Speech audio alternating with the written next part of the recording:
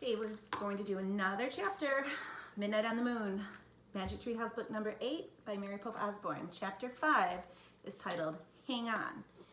And at the end of chapter 4, Jack and Annie had found a moon buggy and were riding or driving it out of a crater. Chapter 5 is titled Hang On. Annie drove the moon buggy over bumps and hollows. It bucked like a bronco. I'm going through there. She pointed to an opening between two mountains. Jack held onto the dashboard. The buggy bumped toward the opening and shot through. On the other side, the ground was even rockier.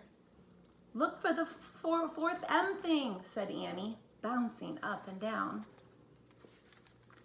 Jack groaned. Looking for anything on this wild ride was impossible. Slow down, he said. How? Try pressing the brake pedal on the floor. Slowly. Annie pressed on the brake. The buggy slowed down. Jack sighed with relief. The ride was still bumpy, but now, at least, he could take a good look at the moon. He had never been to such a colorless, barren place. There was no green, no blue, no red. No water, no trees, no clouds. Only giant gray rocks and craters. And an American flag.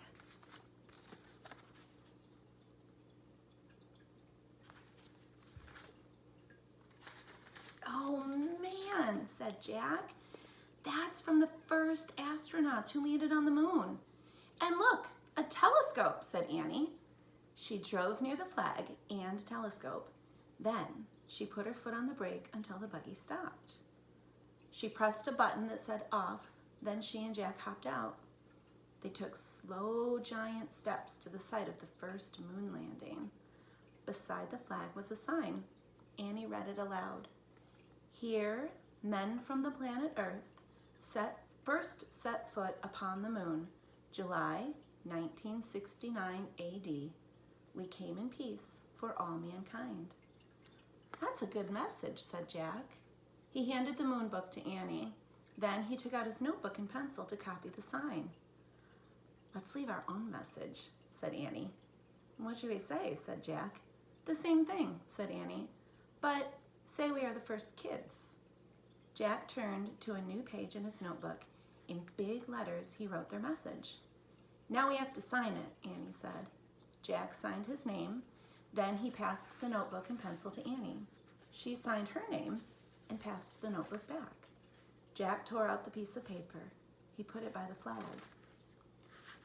Today, the first kids from the planet Earth came to the moon. We came in peace for all children, Jack and Annie. No wind would ever blow the message away. No rain would ever fall on it. It would be there forever, unless someone moved it. Thinking of forever made Jack feel dizzy. He shook his head to clear his thoughts. Then he remembered the time. Had 2 hours passed yet? I wish I had a watch, he said, standing up. We might be running out of time. Oh, wow, a moon man, said Annie. What?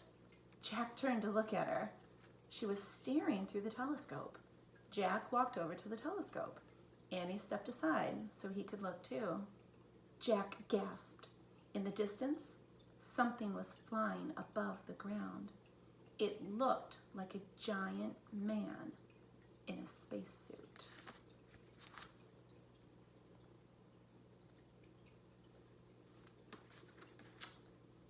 And that is the end of a very quick chapter 5.